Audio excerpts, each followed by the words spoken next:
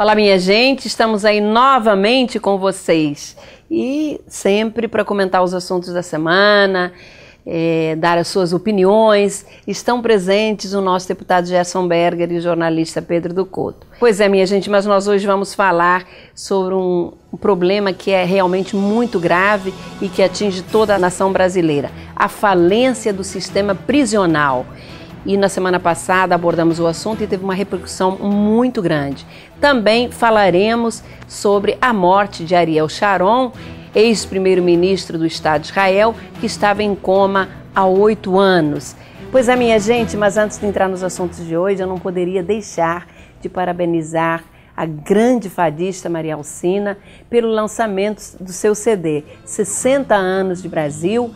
E o lançamento foi no Clube Ginástico Português, casa cheia. Maria Alcina estava num dos momentos mais bonitos da sua vida, cantou belíssimamente, com domínio muito grande de palco e realmente valeu a pena.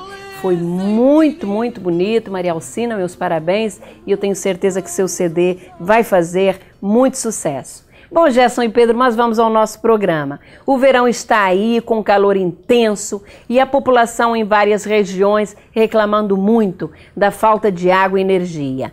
Da Ilha do Governador e Manguinhos nos chegaram assim várias reclamações. Mas eu também moro no Flamengo e há cerca de 3 semanas atrás a nossa rua ficou mais de uma semana sem água. A solução foi a compra de pipas d'água que nesta época do ano cobram preços abusivos. O presidente da SEDAI, o Wagner Victor, me assegurou que no caso da Ilha do Governador a solução está muito próxima, pois em breve entrará em funcionamento uma nova adutora. Sabemos que no verão o consumo d'água e energia é muito maior, pois as pessoas tomam vários banhos por dia, com permanência longa embaixo dos chuveiros, as piscinas são usadas com muito mais frequência, ocasionando mais trocas d'água para limpeza e sem contar o desperdício que vemos a todo momento com água jorrando de canos estourados, como acontece em Manguinhos, por exemplo, onde o PAC acabou de concluir obras, mas os encanamentos estão estourando em várias ruas do local. Nestes casos, os moradores devem entrar em contato imediato com a SEDAI e denunciar o problema. Infelizmente, às vezes falta um pouco de consciência coletiva à população, que deveria economizar água e energia nesta época do ano para que não faltasse para um outro cidadão. Entretanto, isto não alivia de maneira nenhuma a responsabilidade da SEDAI e da Light, que deveriam estar mais atentas e se preparar para atender às demandas e excessos do verão. Na questão do fornecimento de energia à Ilha do Governador, também tem sido seriamente atingido o local e no último final de semana, moradores da região ficaram sem energia por aproximadamente 16 horas. 16 horas. E as consequências todos nós já conhecemos. São noites sem dormir, com a falta do ar-condicionado ou ventilador, prejuízos com a deterioração de alimentos que se encontravam no freezer ou na geladeira. Pois é, e quando se reclama a Light, a resposta é sempre a mesma. Não podemos nos responsabilizar por estas situações. Então, quem vai responder por isso? O consumidor, que é sempre o prejudicado. Não é isso, Gerson? Tereza, é isso mesmo. Na Rocinha, recentemente pacificada, é uma das regiões mais atingidas e a desculpa é sempre a mesma. Ligações clandestinas, muitos gatos e excesso de consumo. Tudo isso é verdade. Mas posso assegurar que a maior parte da população quer pagar energia e, no entanto, a Light não faz a parte dela. Ou seja, não instala os relógios. Agora mesmo, estão dizendo que partirão para essa solução quando a Rocinha estiver mais pacificada. Ô Tereza, eu me lembro que você, há 15 anos atrás, na Maré, quando administrou a região, chamou a Light, que usou uma sala da região administrativa e cadastrou todos os domicílios. Hoje pagam uma taxa social e as reclamações têm sido poucas. Infelizmente, a Light deixa a desejar em várias regiões. São muitas as reclamações. Também está na hora de mudar o sistema de fiação, que deveria ser subterrânea, pois por diversas vezes pessoas morrem eletrocutadas, vítimas de fios soltos, principalmente após os ventos e temporais. Exato. São soluções assim que têm que partir de um princípio construtivo, de atender as partes envolvidas nas questões administrativas. De um lado a população, de outro lado a empresa, que também tem interesse em cadastrar os domicílios e receber a tarifa, mesmo social que seja. É com esse critério que se obtém as soluções importantes para a população do Rio. Isso que aconteceu na Maré, quando a Tereza administrou a região administrativa, deve servir de exemplo que está válido até hoje. Os fatos estão comprovando. Pois é, Gerson e Pedro, mas agora nós vamos passar para um outro assunto que foi abordado aqui na semana passada, que é a degradação que vive o sistema prisional de nosso país. Parece que o programa da semana passada foi um alerta, pois a imprensa esta semana dedicou bom espaço a esta séria questão, que é muito grave e precisa ser enfrentada urgentemente por todos os poderes da República. O problema atinge todos os presídios de norte a sul do país. Também abordamos a carnificina do Complexo Penitenciário de Pedrinhas em São Luís. Mas vejam, li que no Rio Grande do Norte tem uma prisão chamada de Masmorra e outra de Lixão. E lá tem preso que matou outro preso e após decapitá-lo, espalhar suas vísceras pela cela, comeu seu fígado literalmente. Simplesmente não dá para acreditar, pois mais parece um filme de terror dos mais macabros. O problema é que parece não haver vontade política para dar solução à questão. Afinal, tem dinheiro para tudo, para obras faraônicas, muitas vezes desnecessárias, principalmente agora com a proximidade da Copa do Mundo. Os estádios, então, foram reformados por preços de ouro. No entanto, quando se trata de dar o mínimo de dignidade a seres humanos, principalmente espaço adequado e ocupação, aí faltam as verbas. Os presídios precisam ser locais de recuperação e ressocialização, como acontece na maioria dos países do mundo, e não escolas de delinquentes, como acontece no Brasil, onde o preso, em sua grande maioria, sai pior do que entrou. Vocês não acham? Tereza, não pode ser diferente. Afinal, na cadeia, à exceção dos protegidos, o preso sofre todo tipo de violência física e psicológica, tornando-se mais violento e revoltado. O sistema prisional brasileiro barbariza o preso. Integrantes da Comissão de Direitos Humanos do Senado foram ao Maranhão para tratar da crise prisional. Ao visitar o complexo de Pedrinhas, não puderam acertar a área mais crítica do presídio, onde na semana passada houve várias decapitações. Isto por falta de segurança. Imagine se o Estado não oferece segurança a visitantes ilustres senadores, o que acontece por lá no dia a dia. Ao saírem do presídio, os senadores descreveram as áreas a que tiveram acesso, ou seja, aquelas em melhores condições, um cenário do caos, com celas superlotadas, falta de higiene, tratamento subhumano e degradante. um verdadeiro depósito de seres humanos.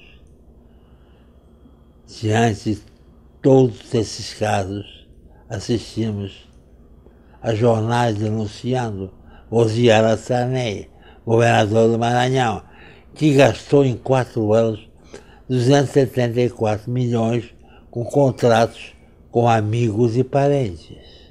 A Atlântica Seguradora, de paz e segurança nos presídios de Pedrinhas, tem como dono um ex-sócio do marido de Rosiana, Jorge Murat.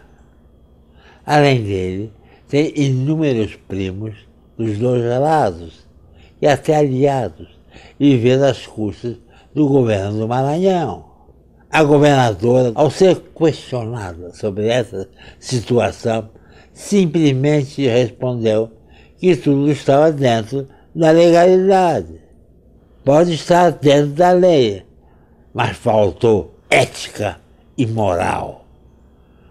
Ainda bem que os escândalos vieram à tona. Vamos aguardar, mas acho que não vai dar em nada. Afinal, o bigode do papai Sarney ainda é muito vasto. O presídio de Pedrinhas é um exemplo de tudo que não se deve fazer para manter o sistema prisional do país. E é preciso acrescentar que são no país 500 mil presidiários. Em vez de recuperar, ressocializar, como foi acentuado aqui, ao contrário, são os presos lançados a uma escola de crime da qual saem ainda piores. É uma coisa terrível. Gerson e Pedro, infelizmente, o complexo de Pedrinhas é o retrato dos presídios praticamente todos do nosso país. E isto tem que ser corrigido e urgente. Mas agora nós vamos falar de um outro assunto, que é a morte de Ariel Sharon, ex-primeiro-ministro de Israel, que ocorreu no último sábado, 11 de janeiro. Ele morreu em Israel e há 8 anos estava em coma após um agudo AVC sofrido em 2006, quando era primeiro-ministro do Estado de Israel. Respeitado e idolatrado por muitos, mas odiado por seus inimigos. Arik, que significa leão, e como era chamado Sharon, esteve à frente das mais audaciosas e importantes batalhas israelenses. Ainda jovem como capitão, quando gritava "Aharai, Aharai", ou seja, sigam-me, sigam-me, os soldados iam atrás para onde quer que ele fosse, avançando sob fogo cerrado e só recuando se perdessem 2/3 de suas tropas. Acho que, mesmo aos 85 anos, se o general Sharon hoje gritasse "Aharai", Israel seguiria. Tão grande era a confiança que seu povo tinha em seu comando. Podemos dizer que Ariel Sharon participou dos momentos mais difíceis vividos por Israel. Tinha a fama de rebelde, pois não cumpria ordens e geralmente as excedia. O excesso sempre foi a marca de Sharon. Dizem que seu lema não era olho por olho, mas sim 2 olhos por 1 olho. Nada o brecava, chegando a ser chamado de trator e rei de Israel. Em 1948, na Guerra da Independência, Sharon teve seu primeiro encontro com a morte, quando sua brigada lutava para conquistar o convento de Latrum entre Jerusalém e Tel Aviv. Uma bala jordaniana perfurou-lhe o estômago, mas um soldado carregou para a vida. Até porque as ordens do capitão Arik, apelido de Sharon, era de não deixar nenhum ferido em campo de batalha, mesmo que à custa de mais feridos ou mortos. Veja, Gerson, já na Guerra da Independência, quando os países árabes invadiram Israel, pois não aceitaram a partilha da Palestina, Sharon já estava na linha de frente. Isto há 66 anos quase. Que trabalho longo que prestou Sharon a Israel, não é verdade? Tereza, como você disse, Arik participou de todas as grandes lutas vividas por Israel após sua fundação. Foi ele que comandou a contra-ofensiva de 1973 na guerra lançada pelo Egito, quando os israelenses se recolhiam em seu dia religioso mais importante, o Yom Kippur, Dia do Perdão. Isto porque Sharon cumpriu a sua própria agenda e não cumpriu ordens superiores, pois era um rebelde. De repente, ele estava do outro lado do canal de Suez, cercando todo o terceiro exército egípcio. Negou-lhes água e comida, estrangulando-o. Uma grande vitória.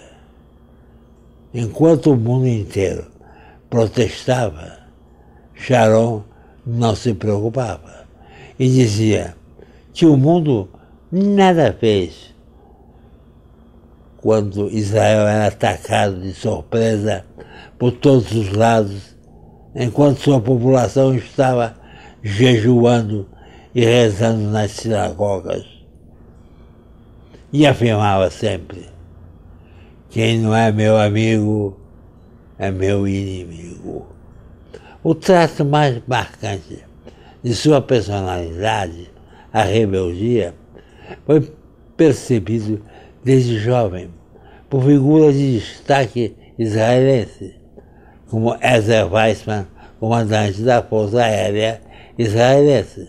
Em suas memórias escreveu: na guerra eu o seguirei, no meio do fogo e da tormenta, mas a vida política tem valores diferentes. David Ben-Gurion, fundador do Estado de Israel, dizem que chegou a lhe perguntar: Ari, você já parou de mentir? Foi Ben-Gurion quem deu o nome de Sharon a ele. Tem uma outra do primeiro-ministro Menachem Begin. Em seu primeiro governo, lhe negava a promoção ao Ministério da Defesa, justificando: Sharon é capaz de cercar com tanques o próprio prédio do governo. Sharon veio depois a tornar-se ministro de Defesa de Begin, especialmente porque Begin entendia que somente ele seria capaz de retirar os colonos fixados em Yamit, o Sinai, devolvido ao Egito em troca de um acordo de paz com aquele país. Imagine, logo Arik, que foi o rei da colonização na Cisjordânia e Gaza, ocupado por Israel na Guerra dos 6 Dias, em 1967. Teresa tem uma outra característica de Sharon: ele sabia ser discreto.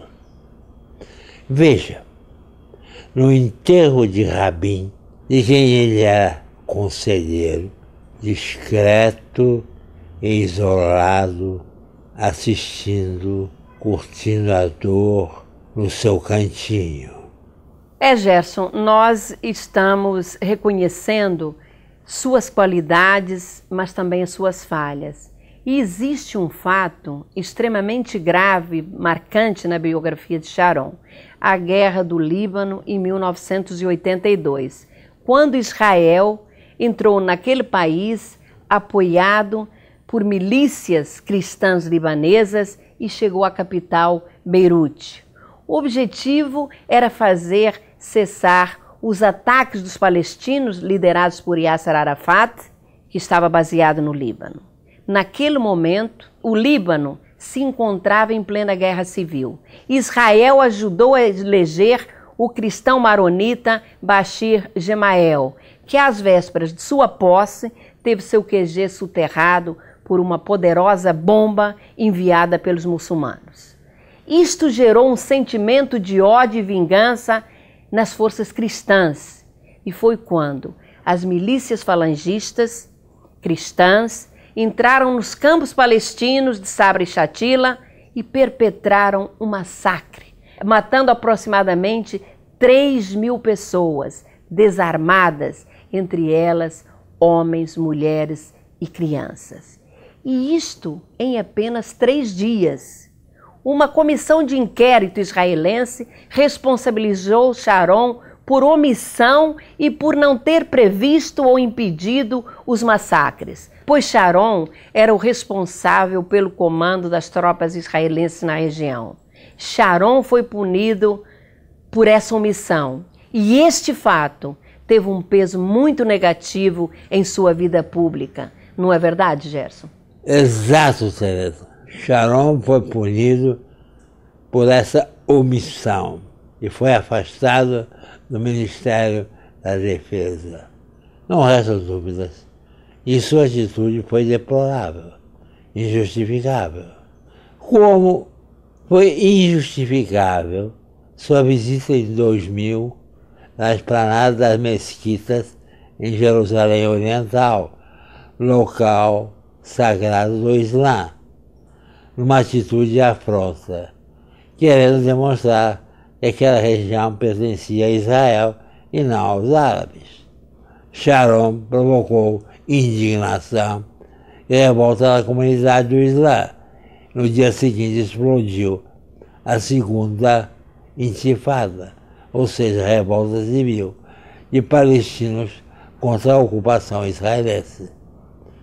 São inúmeros os fatos envolvendo o controverso e polêmico Arik ou Sharon, que prestou relevantes e inquestionáveis serviços ao Estado de Israel, ao seu povo, como ele dizia, de uma coragem e ousadia ímpar para a guerra, mas também para a paz. Vejam, foi Sharon quem comandou a retirada dos colonos israelenses do Sinai, para que fosse viabilizado o acordo de paz entre Israel e Egito. Em 2005, o primeiro-ministro surpreendeu a organizar a retirada de Gaza e o desmantelamento das colônias israelenses instaladas na região. Quem sabe, com sua ousadia e determinação, se não tivesse sido derrotado pelo AVC em 2006, teria conseguido ser o mensageiro de paz entre israelenses e palestinos. Sharon era imprevisível. Seu amor a Israel era tão profundo que o levaria a tomar as mais audaciosas decisões. Tão imprevisível que certa vez, após uma longa entrevista à TV israelense, perguntado se faltou ele dizer alguma coisa, Sharon abaixou a cabeça e respondeu solenemente: faltou sim dizer que eu adoro filmes românticos. Este era Arik Sharon. Que descanse em paz. Efetivamente, foi dito tudo aqui pelo Gerson, pela Tereza, sobre Sharon. Que descanse em paz. Só acrescentar que foi uma figura militarmente decisiva na consolidação do Estado de Israel. Que é preciso considerar que, para essa consolidação, houve necessidade de 4 conflitos armados em que ele participou. 48, 56, 67, finalmente 73. Ele é uma figura emblemática do poder militar israelense e cumpriu a sua missão histórica nessa posição. Eu acho que muito ainda haveria a falar sobre o grande general Ariel Sharon, mas o Pedro colocou muito bem a importância do seu comando nestas 4 guerras de Israel, mas infelizmente ele perdeu uma grande batalha, a batalha contra a morte, contra a qual ele lutou durante 8 anos. Bom, minha gente, Gerson e Pedro, chegamos ao final do nosso programa. Eu mais uma vez agradeço a participação dos dois, a você, amigo telespectador. Tenha uma ótima semana, um excelente final de domingo. Não se esqueça, nos encontramos domingo às 8 horas da noite aqui na CNT. Até lá!